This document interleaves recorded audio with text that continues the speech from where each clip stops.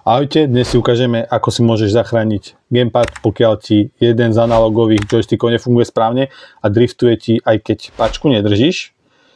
Takže je to dosť nepríjemné pri hraní, hlavne sa tie hry prestanú dať hrať. Teraz si to ukážeme na DualSense, ináč to funguje aj na iné gamepady s rovnakou hlúpou technológiou, ktorá bola použitá aj pri tomto. Bohužiaľ, gamepad je to dobrý, alebo čo to je, ale pačky trpia. Ja som ho najskôr rozobral, rozobrať ide ľahko, len treba mať trošku akože odvahu asi, ináč nič. Toto si iba vylúpneš.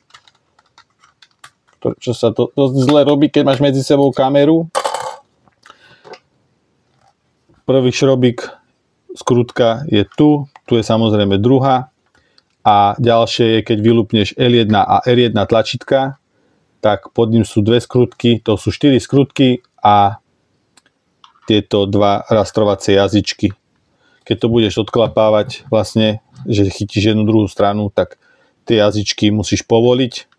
Najlepšie asi nejakým tenkým skrutkovačom alebo tupým nožíkom, nejakým príborovým. A potom už uvidíš nič ťažké, nič ľahké, alebo teda nič strašné. Dobre, v každom prípade ja som to skúšal a skúsil som ho vlastne vyfúkať. Popozeral som, či tam nie je nejaká väčšia nečistota padnutá alebo niečo. To nezabralo. Tak som pozeral na internete nejaké iné návody, že čo a jak. Dokonca tam boli, že vymen si celý analóg, ten mechanizmus, čo je vo vnútri, ale to kúpiš tak na AliExpresse a to tam asi čgať nechcem a ani neviem, či by som to nejako zvládol s tou pajkovačkou, čo mám doma. Ale tak asi hej. V každom prípade ti stačí, alebo teda mohlo by ti stačiť, ak je to už opotrebovaním materiálu nejako, že si ho zničil, tak to už asi nebude zrovna o záchrane.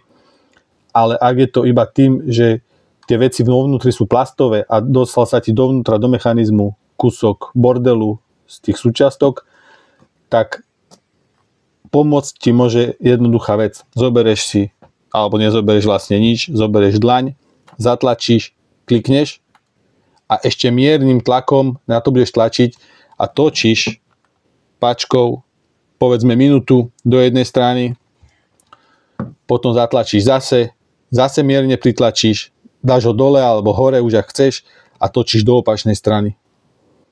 Raz točíš s hodinovou ručičkou minútku a potom do protismeru hodinových ručičiek. Dobre? Ale vždy ho musíš mať vlastne stlačený.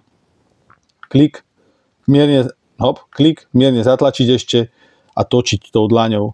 Ten bordel vypadne, ak tam je bordel, tak vypadne. Ak nevypadne, kľudne skús ešte raz, ale mne to pomohlo, mne to trvalo ani tú minútu, tam minútu naspäť a joystick je opäť ako nový a veľmi sa z toho teším, lebo to, čo Sony za toto pýta, je dosť veľa a tie gamepady, alebo teda tie analógy vydržia vážne malo, tak vyskúšaj.